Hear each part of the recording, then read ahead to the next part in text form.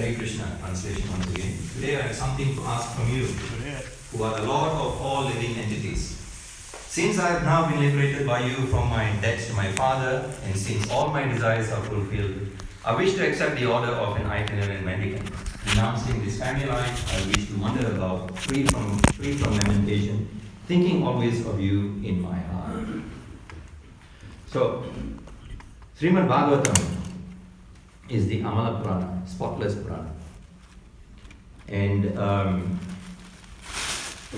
we have read before that and heard that it's the ripened fruit from the tree of Vedic literature.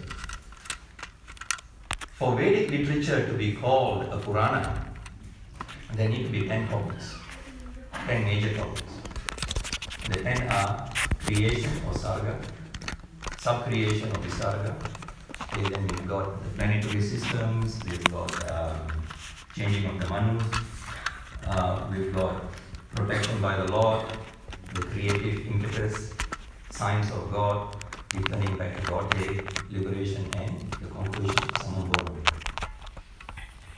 And these 10 topics are not sectionalized. It's not like you do one canto, one topic, and then second canto, another topic. No. All these 10 topics, they flow throughout the whole Bhagavatam in every section. And especially in this section, we can see these 10 topics actually coming together in this pastime of Kardama Muni and Devahuti. And these topics in the Bhagavatam are flowing through many, many conversations. Here we see the conversation between Kardama Muni and the Lord. And this conversation we are hearing through the conversation between who? Two other great personalities who are Mathurā Muni and Vidura. Where is that happening? On the banks of the forgotten Ganges. Okay, near Haridwar. Okay, and it's a very long conversation. It goes on till the end of Canto 4. And their conversation we are hearing from the conversation between Sukadeva Goswami and Parikshit Maharaj.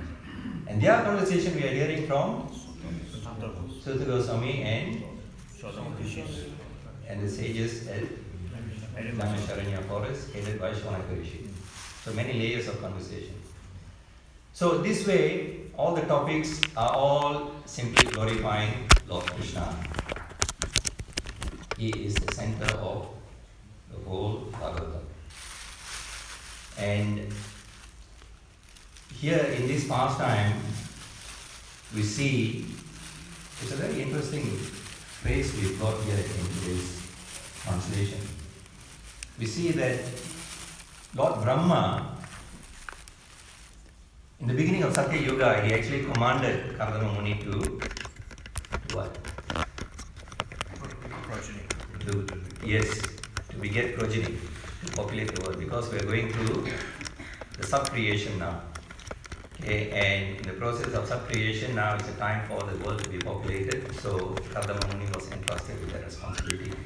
So what does he do? He goes to the banks of the river. I'm testing you. Go to the banks of the river Saraswati and he meditates there for how many years? 10,000 years. Okay, and he is deeply in meditation. And who then appears? The Lord himself appears. Lord Narayan himself appears because he is pleased with the meditation by Kardama Muni. And the Lord appears, he is still hovering in the sky, he is standing on the shoulders of Garuda, his carrier. He is dressed in spotless yellow garments.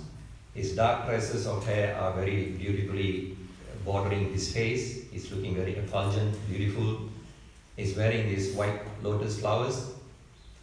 And he's smiling glancingly at Kardama Muni. Kardama Muni then pays his respectful obeisances and actually starts praying to the Lord, glorifies the Lord. He says, "You are the true vessel. Your lotus feet are the only vessel by which one can cross the oceans of nations." Okay, or one who can cross the ocean of material misery. You're so merciful, O Lord. And many actually pray for this mercy. But there are also others who are less intelligent, who pray for less mundane desires. Okay? And you, my Lord, are so merciful that you even fulfill these mundane desires of those who pray as such. And I, my Lord, am one of those in the latter category. I am praying to you now for this mundane desire for a wife. Okay? A lady of like disposition. Now it's interesting here, it's Lord Kapila has appeared as the son of Kardama Muni. Kardama Muni has been instructed by his father, Lord Brahma, to beget progeny. Hare Krishna. Sorry. It's okay. So, what was that? So, Lord Kapila was born to Kardama Muni. Oh, sorry. Once again. Okay, Lord Kapila has been born to Kardama Muni. Kardama Muni indeed has now taken instructions from his father, Lord Brahma. So that makes Lord Brahma the grandfather of Kapila. But Kapila is the plenary portion of the Supreme Lord himself, who is the creator of Lord Brahma himself. Interesting situation. Alright? And the Lord himself says to Kardama, or he doesn't say, in Bhagavatam 2, chapter 9, text number 23, let me just call that up, where the Lord himself actually says that he is penance. Krishna is penance. So Kardama Muni wasn't actually, let me check that. Yeah, here we go. Pratyadistam maya tatra tvayi karma vimohite tapo me hirdayam sakshat atmaham taposo naga. O sinless Brahma, this is the Lord actually instructing Brahma. O sinless Brahma, you may know from me that it was I who first ordered you to undergo penance when you were perplexed in your duty. Such penance is my heart and soul, and therefore penance and I are non-different. Penance and I are non-different. Okay? And Prabhupada actually states in the purport, the penance by which one can see the personality of Godhead face to face is to be understood as devotional service to the Lord and nothing else, because only by discharging devotional service in transcendental love can one approach the Lord. Such penance is the internal potency of the Lord and is non-different from Him. Alright? So it may seem that Kardama Muni has been meditating for something mundane, but his penance is actually devotional service. Okay? And his prayers are actually in a dutiful way to his father to beget progeny. So engagement in devotional service is to please the Lord. And then Kardama Muni is blessed by the audience of the Lord. And the Lord then says, what you are asking for, a wife, I've already arranged. Okay. I am the knower of everything. Okay. Day after tomorrow, the Emperor of the Earth, Śrīmad Bhāgavatam, and his wife Shatarupa will come here with a princess, offering their daughter's hand in marriage to you. Okay. She is a person of like disposition. Okay. And through her, you will beget 9 daughters, and you would marry off those 9 daughters to 9 sages, and they in turn will continue to populate the earth.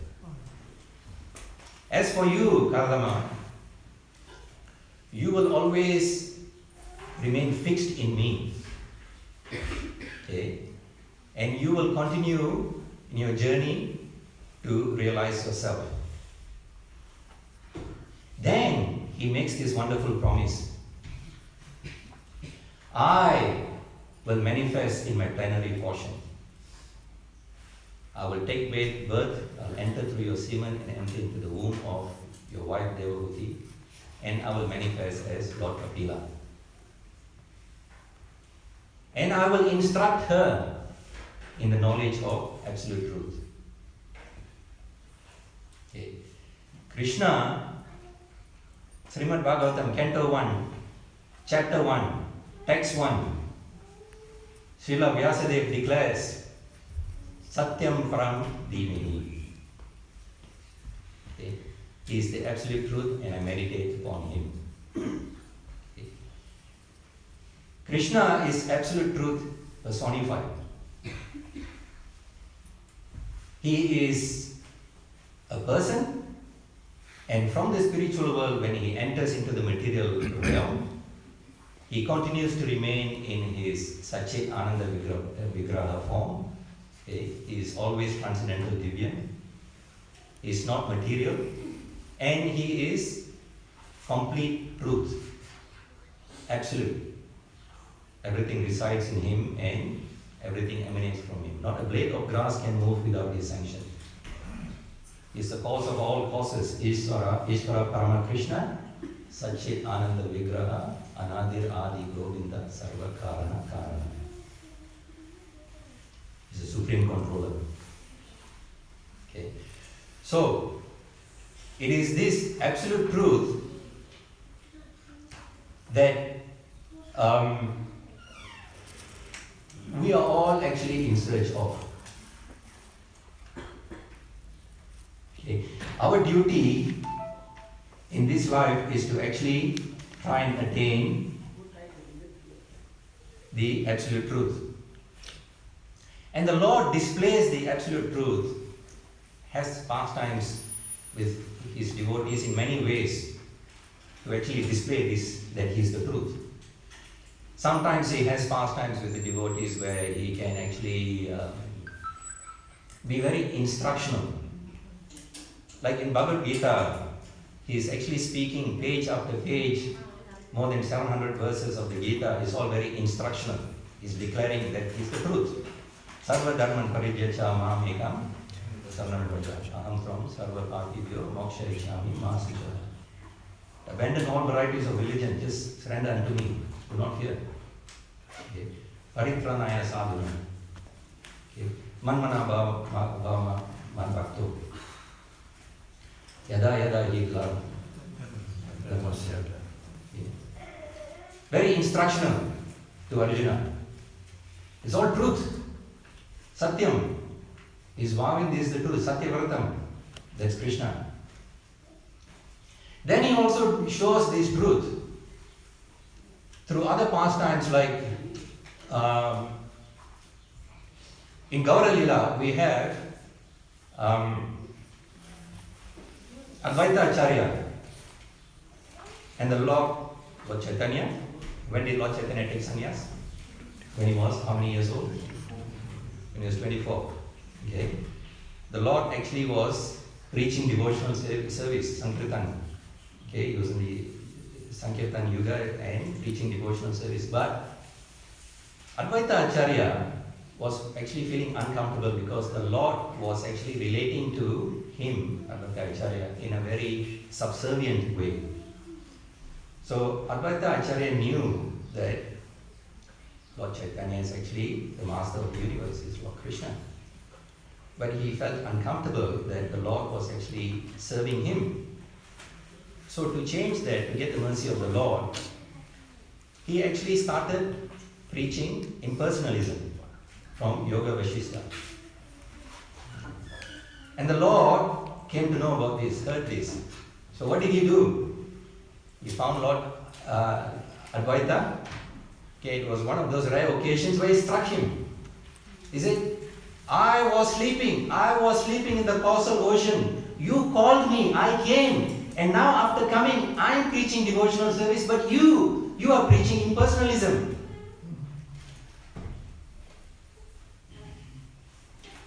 So that way too, the Lord displays that He is absolute truth. Then there are other ways too, where he also displays absolute truth, that he is the absolute truth, where we've got. In Mahabharata, okay, or actually in Bhagavad Gita, we know in the battlefield, what did the Lord say? That he will not lift a weapon to fight. Right? He said, either party can have me, the Kauravas can have me, or Pandavas can have me, I will not lift a weapon to fight. The Pandavas took him. He was on the side of the Pandavas. Okay? But then, he being absolute truth, he was tested to whether he can actually uphold the vow of truth. Who tested him? Bhishma. Okay? He made Lord Krishna lift the weapon. And what's the pastime there? Actually, we know the battle of Kurukshetra went on for how many days? 18 days. Lots of fighting. Okay, 100 sons of Dhritarashtra, headed by Duryodhana. And he got the Pandavas the other side with Lord Krishna.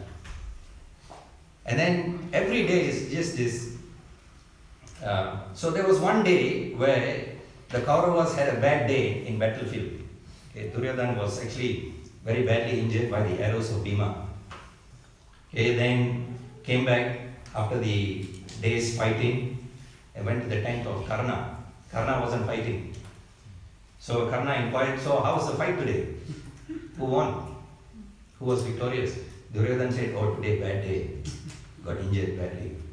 Okay. Then Karna said, the problem is, you're losing, the problem is with your general, Bhishma Dev. He is not actually fighting 100% for you.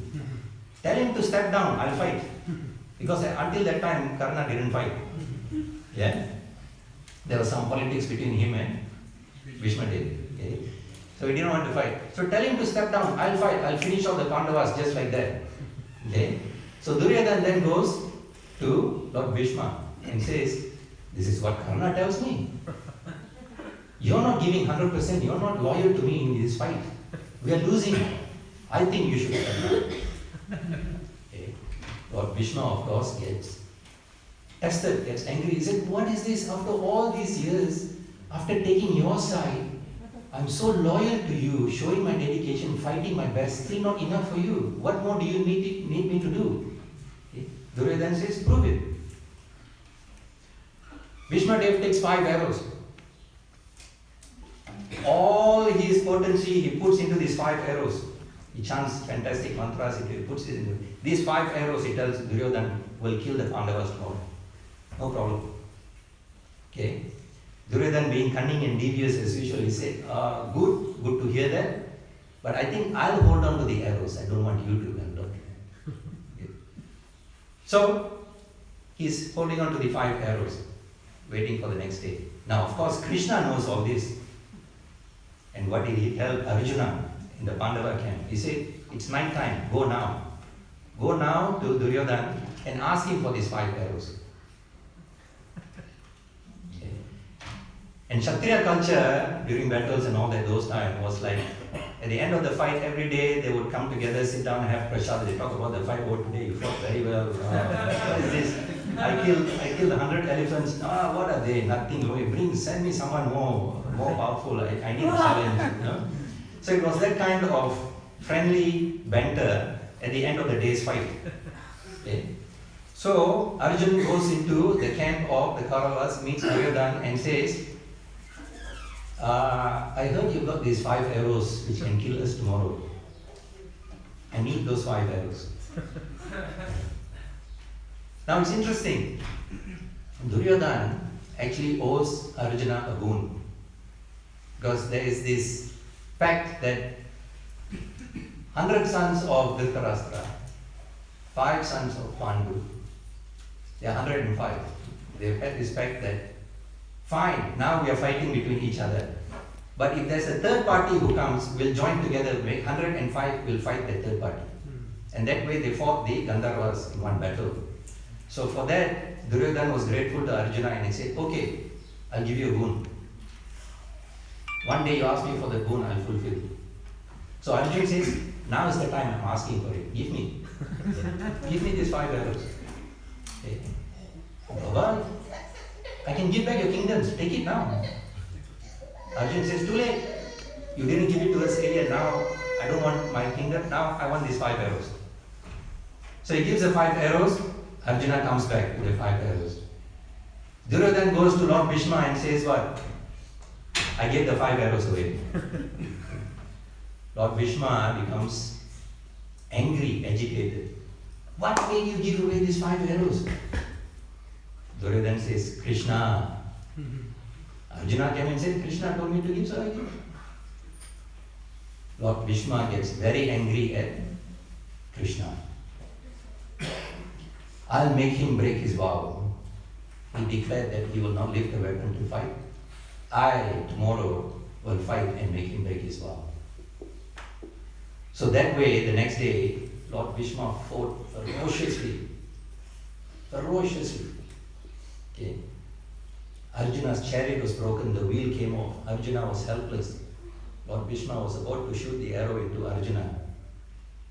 Lord Krishna, because his devotee was being in danger, in his Bhakta-Vatsala mood, he came down from the chariot, picked up the wheel and charged at Bhishma Dev. That's all he did. There was no fight. Because Bhishma Dev then started paying his respectful obeisances. So, absolute truth gets tested. But the Lord always upholds the truth. And through this way, knowing that the Lord is the absolute truth, we are seeing that in how we should be seeking to achieve this absolute truth. Our prayojana, our goal in this life is to go back to Godhead to attain the truth. But before we can go back to Godhead, we have to understand where we are today. We have to understand we have a sambandha with the Lord, an eternal relationship. We have to know our constitutional position, which is Jivere Swarupa Hoy Krishnere Nityadas, eternal servants of the Lord. We are fragmental part and parcel of the Lord. Mama Iman said, Jiva Loke, Jiva Buddha. Okay. Knowing that we are this minute fragment of the Supreme Lord, knowing that we have a goal to go to, back to the spiritual world, then we also have to find out what is the process, the Abhideya. And we know throughout the Bhagavatam, these 9 processes of devotional service are being described. And we can see this process of devotional service actually being displayed by Kardama Muni in his life. While he is moving from this ashram of Brahmachari, Grihastha, then now, in this verse today, he is ready to actually take what? Sannyas. Okay? Brahmachari life means what? Full absorption in the service of the Lord. Abstinence from sex. Engaged in the thought of the Lord. Mind, body, in words. 100%, 100%. That is Brahmachari life. It's a training ground. Strict discipline. Okay? You go through austerities, tapasya, which is what Kardama Muni has been displaying to us. 10,000 years. Our brahmacharis won't last 10,000 years. We ourselves won't last 10,000 years. Kali Yuga, we don't live to even reach 100. Okay. So brahmachari life is all about full absorption, service absorption. And then there comes a time in the life of every brahmachari to either continue to remain a Naishtika brahmachari right up to the point of reaching sannyas and carry on in that way as a sannyas, or to enter Grihastha ashram. Again, Kardama Muni showed that how to enter Grihastha ashram. He accepted Devahuti as his wife on one condition. What was the condition? That upon begetting the child, he would leave home. Okay? He wants to wander, like what this verse here, he wants to renounce family life and just wander as an itinerant mendicant, remembering the Lord. On that condition, he got married. Instead of one child, he got 9 daughters. Okay. So he got married, and Devavati and Kardama Muni actually display how a Grihastha couple should lead their life in Krishna consciousness, in engaging in devotional service. Devavati served Kardama Muni very loyally, faithfully, not even caring about her appearance. She became thin, frail, as we know, disheveled, raggedy looking. And Kardama Muni was absorbed in his service to the Lord. And then he recognized that he needed to look after his wife as well, because she came to him one day and said, she reminded him that they needed to beget a child. And he fulfilled that.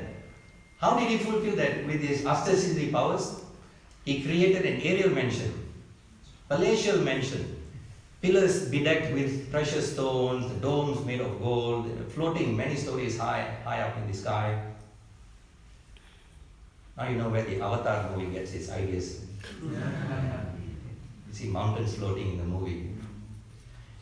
So aerial mansion floating in the sky, and they travel here and there, enjoying the pastimes, and they engage in communion where, and it comes back to the hermitage where these 9 daughters are born.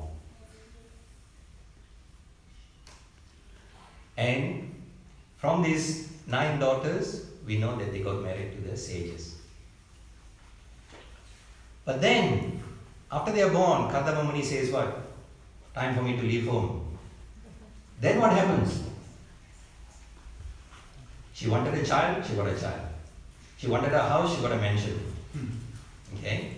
And they engaged both the mansion and the children in devotional service. So we too, we endeavor very hard, especially the Grihasthas. Okay? Those who are married, you know what I'm talking about. Okay, you go to work in the morning, come back in the evening, okay? And you got to look after your family duties, you got to look after the children, you got to look after the wife. Okay? But how many of us actually engage our house and our fleshy cars in the service of the Lord? We buy big houses. How many times we have home programs? Yeah, I bought this to actually have home programs. We can have big hall, we can have nice big congregation coming here, have home programs. How many times we do that? Maybe once, maybe twice. After that, it's like, who enjoys it? There's no God. And even if there's God in the house, it's like one altar somewhere in the corner of the house. God is there. This is his house, he's okay. I give him prasadam every day. Give him offering every day. Yeah. We console ourselves. We have our fleshy cars. How many of us actually engage that in devotional service, serving, pleasing the Lord all the time? Yeah, maybe we bring our family members to the temple. Beyond that, you take the percentage of doing that service compared to the times we use it for our work, karmi activities, it's insignificant, the times that we use it for devotional service. So again, who's enjoying it? But here is different. Kardama Muni and Devavati, they are showing everything is being engaged for the service of the Lord, for pleasing the Lord. And then when it comes time for him to leave home, and this is before Lord Kapila is gone, she says, I got to remind you that we got 9 daughters. They are married and gone. Then what about me? I'm going to be all alone. Who's going to look after me? So the Bhagavatam says, when the man in the house actually reaches age of 50, what should he do? Leave the forest. Leave the home, go to the forest. But in modern times, where do we find forest? So actually Prabhupada says, leaving for the forest means taking complete shelter of Krishna. You can be in your house, But in Grihastha life, be detached. You can stay with your wife, with your family members, with your spouse, but be detached. And be attached to everything transcendental, be attached to the service of the Lord. That's the secret to Grihastha life. Where each person sees himself as a servant of the Lord. Just like how Devahuti served her husband very loyally, very faithfully as a servant. And Kartama Muni in turn reciprocated by serving her as a servant, providing this wonderful mansion, begetting the child and all that. So we should see our spouse as a servant of the Lord, and we have the opportunity to actually serve the servant of the Lord. Instead of putting our false ego in front and saying, I'm back home from work now, where's dinner? Put it on the table. Okay. The Lord is the proprietor of the house. Okay. And from Grihastha life, Kardama Muni is also displaying how one can progress at the age of 50 or so once we actually remain detached, knowing that we have to actually leave home, or figuratively speaking, leave home to be completely absorbed in the service of the Lord. How we can move to the Vanaprastha stage and to the Sannyas stage.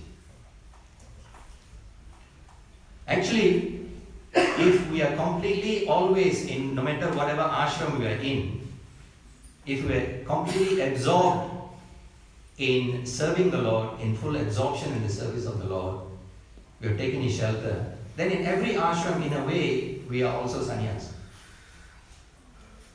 I can have a brahmachari sannyas because of the lifestyle of being in the brahmachari ashram. It is completely absorbed in serving the Lord. You can be a grihastha sannyas, where you're detached from your grihastha duties while still living in the house, but you're absorbed in serving the Lord. Then of course you can be sannyas.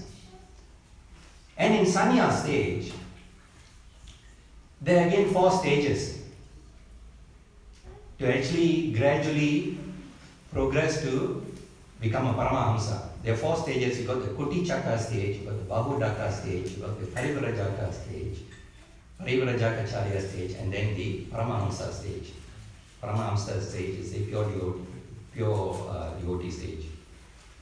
Kuti Chakra stage is where, this is during Vedic system, where the sannyas is away from home, but his necessities are cared for from home. He's not living at home, he's away. Like his food comes from home. Okay. Apart from that, he doesn't actually, because sannyas means you don't actually light fire. Except in yagya and all that, you can light fire for performing yagya, but not so much to light fire to cook for yourself. Okay. So the necessities come to him. Then in the Bahudaka stage, even that stops. The food doesn't come from home. The sannyas in the Bahudaka stage has to actually move from house to house doing madhukari. Madhukari means the profession of the bumblebees. Okay? He has to beg for food door to door, only enough for him to maintain himself. Because his duty is to preach Krishna consciousness. Then from there he progresses to Parivrajaka-Acharya stage, where here he travels and glorifies the Lord. And here we see in today's purport where Prabhupada says, one has to travel. He cannot live anywhere more than 3 days. Okay? And Prabhupada says that he's got the curse of Narada Muni. Always has to travel. Okay? And Prabhupada's disciples, our current gurus, you can see, many of them are traveling extensively. Because in our parampara, we are Gostyanandis. We are not Atmanandis like Karnamani. Okay? Our gurus, they are showing that. Okay? The way that they travel, they take on disciples, purely their followers, as in the purport today, they got many followers for preaching the glories of the Lord. And they live among those many followers just to organize missionary activities. Okay? So like that, we can progress from every ashram, whichever ashram that we are in, to reach God realization. But not many actually understand the value of human life. Human life, as we say, is very rare and precious. But many are sleeping. Many souls are sleeping out there. They are in total ignorance. Absolute ignorance, gross ignorance. We are fortunate. We are fortunate that we are here today in Krishna consciousness. But not many are. Okay? Sometimes their gross ignorance sometimes borders on the verge of stupidity. I recall reading an article about a couple of months ago in one of the newspapers. Found it hard to believe, but I'll share this story anyway. About stupidity actually, as to the waste of human life. There was this, I think somewhere in European country, there was this guy, he was in, I think in the IT field. He was stressed out with all the modern way of working, many hours and pressure at work and all that. So he said, this is all too much. I need a simpler life. Okay? So he started researching. He started researching and found that the best way that he can reach or attain simple life is to become a goat. You heard me right, yes. He decided to live the life of a goat. People go in search of God realization, he is going in search of goat realization. So having identified that, then he progressed it further. He said, all right, now I got to live among the goats.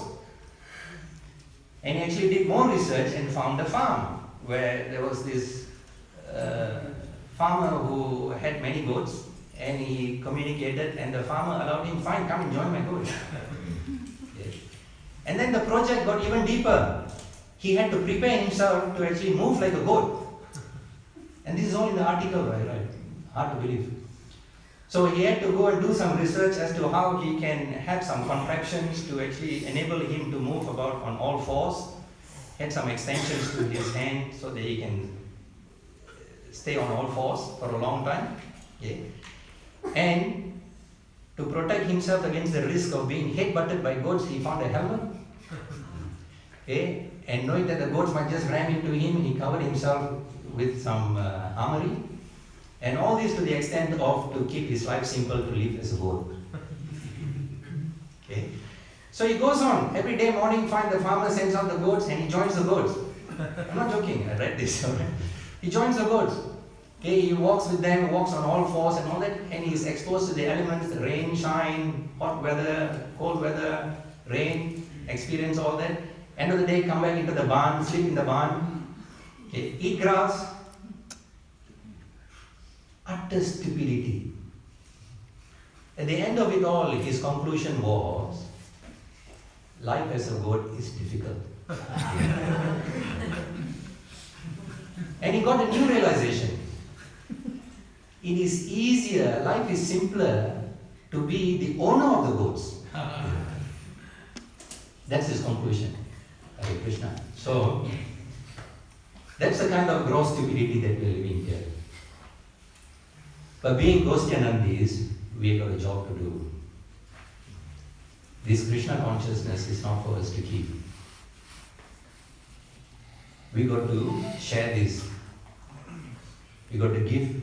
We got to engage in Krishna consciousness. And before we can give, we got to look at ourselves in the mirror and see how we can become Pakka devotees.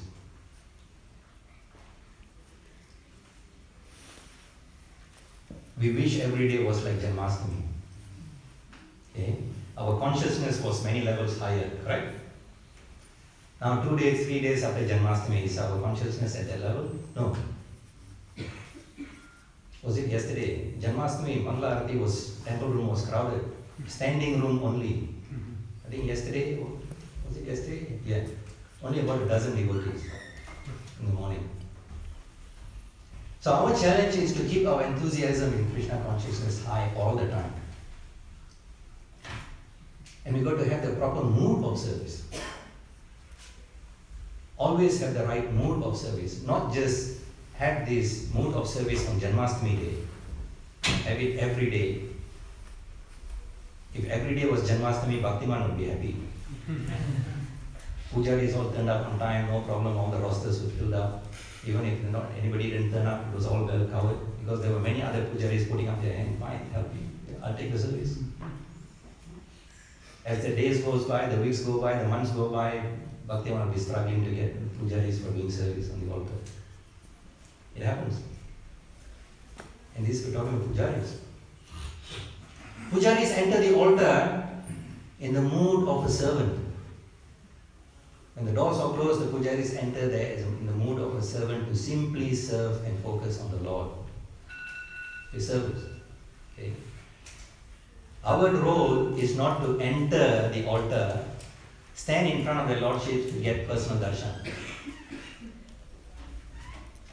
I've seen that. Even worse, as pujaris, we don't enter the altar to talk among ourselves. I see that too. If at all there is a need to talk on the altar when the doors are closed, we should only be talking to one person. Who is that? Krishna. Krishna is a person.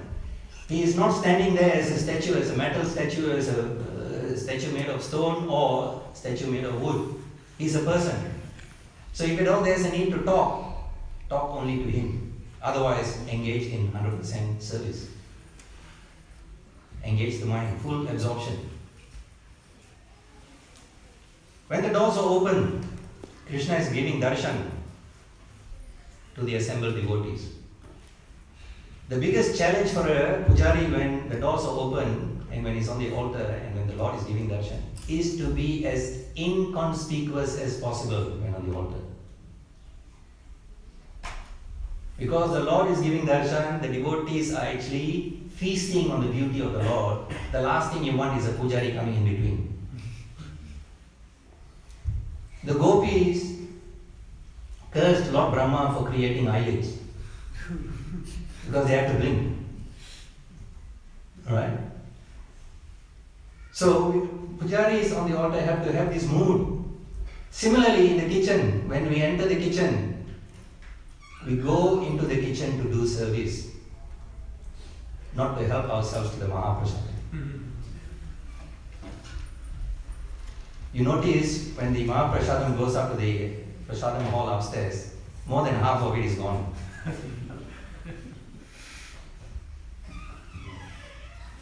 So where's the mood of service? It's an I and mine mentality.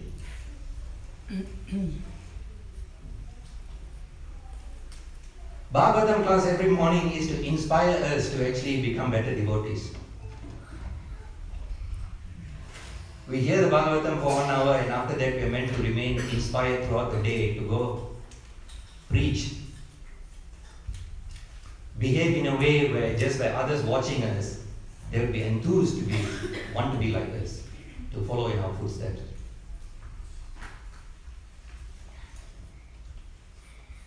Actually, my son, this is a very interesting model. My son, he actually got some part-time work recently to work as a field salesperson. Field salesperson, but his work hours every day, he must enter his office. So the sales team comes together and for 1 hour in the office, or at least 1 hour in the office, there is a sales motivational talk to prepare this field sales team to be motivated, to be inspired. And then after that talk, they all leave that base to go out of that base to their various stations and do their selling of whatever product and services. And they have worked out the statistics. They just got to meet the number of people out there on the streets. 10% is the success rate. 1 in every 10 they close a sale, is what he told me. Similarly, the temple is a base for us. The Bhagavatam is a session every morning to actually inspire us to go out there and give Krishna consciousness. It's not for us to keep, we are not Atmanandis.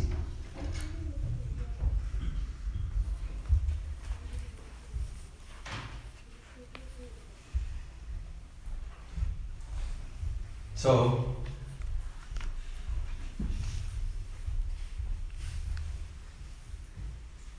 all I can say in conclusion,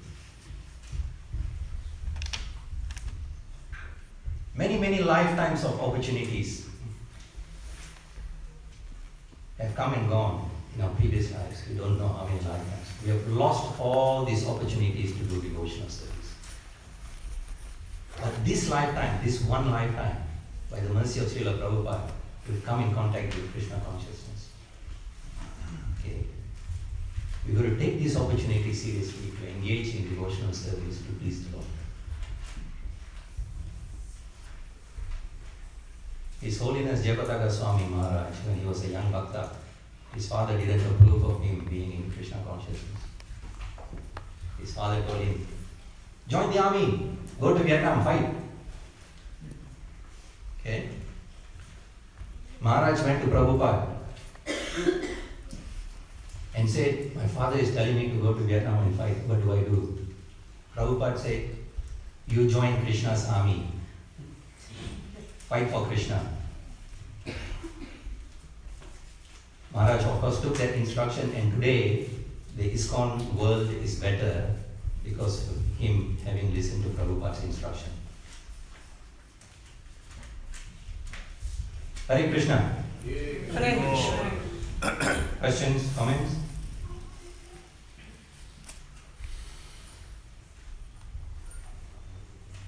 Just a sharing of that same section of Bhagavatam, it is said that usually the reason Kadamuni left home after having Bhaktivedanta, he left home for self-realization. So the purpose of going out for self-realization is to realize the absolute truth.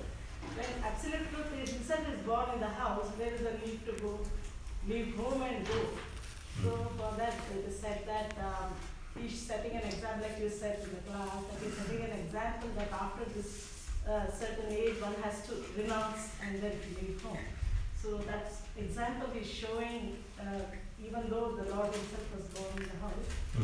So the question was asked, the Lord himself is born, the reason you go is to find absolute truth. When the Lord himself is at home, where is the need to leave home and then go? Yeah.